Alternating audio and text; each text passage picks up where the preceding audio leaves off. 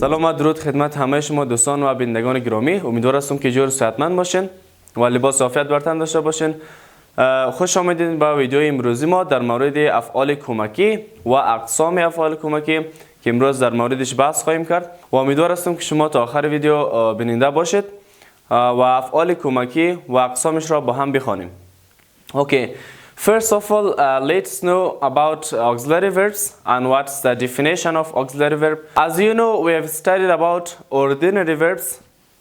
قسمی که در جریان هستین افعال اصلی را در درس گذشته خواندیم که اگر آن ویدیو رو تماشا نکردین لطفاً حتما ببینین، چون که افعال اصلی و افعال کمکی را وقتی افعال اصلی را بفهمیم معلومات در مورد افعال کمکی در اونجا بر شما داده بودم که افعال اصلی فعل های هست که مثلا در جمله میتونه یک جمله رو بسازه خودشان و افعال کمکی رو گفتیم فعل های هست که برای کمک کردن فعل های اصلی در جمله استفاده میشه و خودشان در اینجا معلومات بیشتر دربارش میخوانیم که افعال کمکی چی وظایفی دارن و چه کارهای انجام داده میتونن در جمله. Okay, first of all, auxiliary verbs یا افعال کمکی. As I told you that it comes in one sentence to help the ordinary verbs. گفتم که در جملات ما استفاده می‌کنیم افعال کمکی را تا که فعل اصلی یا جمله اصلی را کمک کنه. Okay, auxiliary verbs افعال کمکی. Auxiliary verbs are divided into three parts. افعال کمکی به سه بخش تقسیم شده است. Auxiliary verbs are divided into three parts. Number one, principal auxiliary verbs. Principal auxiliary verbs میشه افعال کمکی اصلی. افعال کمکی اصلی. Principal auxiliary verbs افعال کمکی اصلی. Number two is modal auxiliary verbs. Modal auxiliary verbs افعال کمکی کیفیتی. Modal auxiliary verbs افعال کمکی کیفیتی. And number three, semi-modal auxiliary verbs. Semi-modal auxiliary verbs افعال کمکی نیمه کیفیتی میشه که بعضی جای اصلا ما semi-modal auxiliary verbs نداریم که او را از بخش modal auxiliary verbs یا افعال کمکی کیفیتی گرفتم. So, there are the three parts of auxiliary verbs. اینا سه بخش از افعال کمکی. خب در این بخش شما دقت کنین که modal auxiliary verbs افعال کمکی کیفیتی است که در بعض جای ما میبینیم که میگن که مدل auxiliary verbs یعنی افعال کمکی نمونه‌ای یا مثلا افعال کمکی مدل نامش هست modal auxiliary verbs افعال کمکی کیفیتی هستن. Okay, first let's know about principal auxiliary verbs. در مورد افعال کمکی اصلی بفهمیم که چه رقم فعل هست. The definition تعریف چه رقمه. Those verbs that can be both main verb and helping verb. Those verbs that can be both main verb and helping verb. خب این رقم فعل ها یا فعل های کمکی آن فعل های است که میتونه هر دویش باشه. هر دوی چی؟ فعل های اصلی میتونه باشه و همچنان فعل های کمکی میتونه باشه. Principal auxiliary verbs یا افعال کمکی اصلی که گفتیم میتونه هر دویش باشه. فعل اصلی میتونه باشه یا فعل کمکی. For example, I am in the class. I am in the class. من هستم در صنف. Or here in this sentence the جمله است I am is speaking. من در حال صحبت کردن هستم. In this sentence we have the same words. In these sentences we have the same words. در این جملات ما لغات مشابه داریم. Am and here also am. Okay, in this sentence am is a main verb. در این جمله am یک فعل اصلی است که به عنوان to be verb زمان حال ساده استفاده شده. I am in the class. من هستم در صنف. Okay, in this sentence am is an auxiliary verb, a principal auxiliary verb. در این جمله am یک فعل کمکی اصلی شد به عنوان فعل کمکی زمان حال جاری در جمله استفاده شد.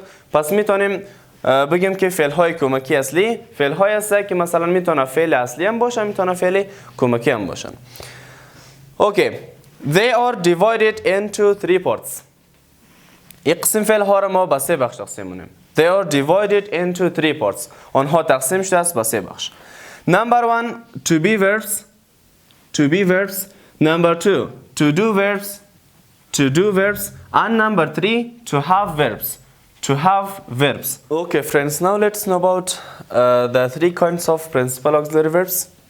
The first one was to be verbs, to do verbs, and to have verbs.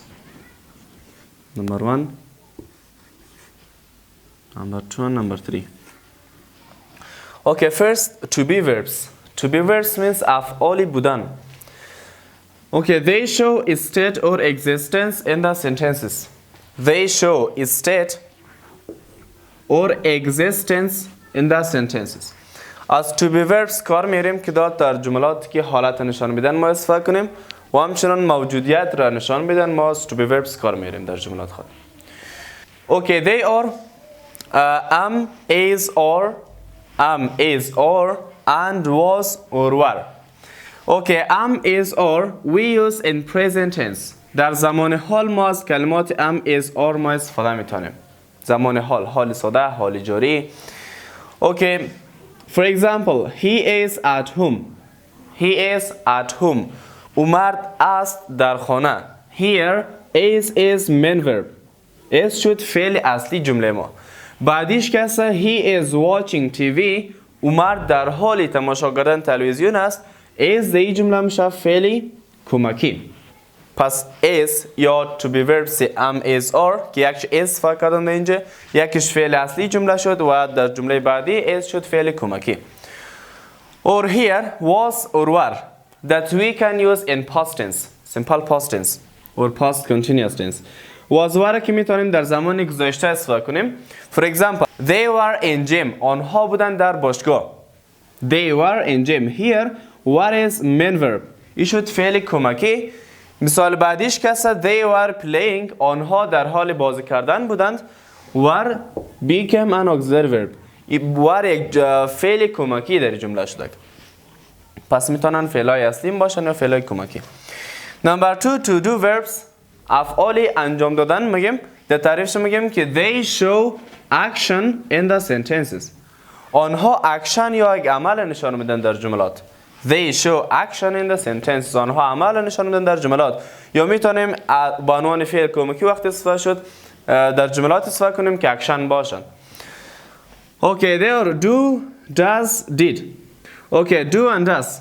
We can use them in simple present tense or present tense. میتونیم اینها در زمان حال استفاده کنیم. For example, you do homework. شما کارخانگی خود را انجام میدهید. در این جمله ما کدام فعل دیگه بغیر از do نداریم. پس میشه فعل اصلی جمله ما، معناش میشه انجام دادن.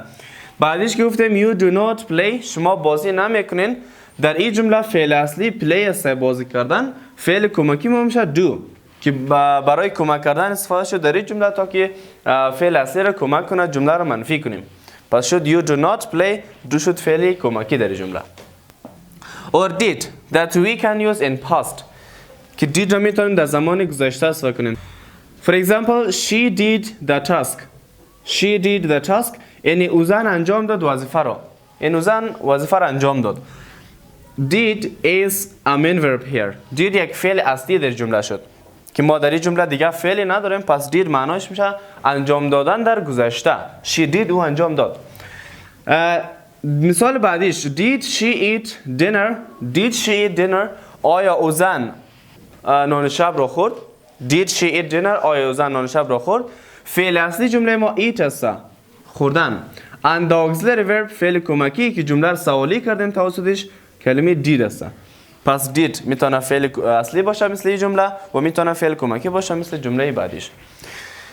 Number 3, to have verbs. افعالی داشتن میگیم. The definition تعریفش میتونیم بفهمیم چی هست. They show possession or ownership. They show possession. آنها نشان میدن ملکیت را. They show possession. آنها ملکیت را نشان میدن or ownership یا ملکیت را. Okay, they are have, has, had. Have, has and had. Have and has that we can use in present tense. Have و has میتونیم در زمان حال استفاده کنیم or in present perfect tense یا در زمان حال کامل or present perfect continuous یا در زمان حال کامل جاری میتونیم از have و has کار بیاریم ما، یعنی با عنوان فعل کمکی و اصلی. Okay, here I have a marker. من دارم یک مارکر. یک ملکیت نشان میده که مارکر از ما، یعنی صاحب از مارکر ما هستم. I have a marker. من دارم یک مارکر. have شد فعلی اصلی جمله ما. معناش هم شد داشتن. بعدش I have written on the board. I have written on the board. یعنی من نوشتم در تخته. I have written on the board. من نوشتم در تخته. Here the main verb is writing. فعل اصلی جمله ما نوشتن است و فعل کمکی ما که توسطش ما تونستیم فعل اصلی رو کمک کنیم have است که در زمان حال کامل استفاده شده. جمله در زمان حال کامل که فعل کمکیش have. بعدیش هست had that we can use in past tense. میتونیم در زمان گذشته استفاده کنیم. For example, he had a book. عمر داشت یک کتاب. Here I used had in simple past tense as a main verb. هر در زمان گذشته استفاده کردم به عنوان فعل اصلی که معناش داشتن میشه. در جمله بعدیش he had studied the book. مرد مطالعه کرده است کتاب را. He had studied the book. مرد مطالعه کرده است کتاب را. The main verb is studying. فعل اصلی ما مطالعه کردن است and the auxiliary verb is had. فعل کمکی ما had شد که در زمان past perfect یا گذشته کامل ماضی استفاده کردیم. Okay, there were the kinds of principal auxiliary verbs. اینا بودن اقسام فعل های کمکی اصلی. Okay, here we have three words: been, done, had.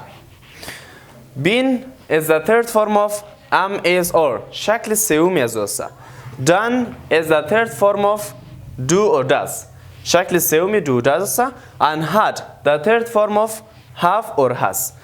هر هم که شکل سومی فعل های have و has است. که اینا را میتونیم ما از بخش been را از بخش to be verbs بگیریم. Done از بخش to do verbs or had از بخش to have verbs.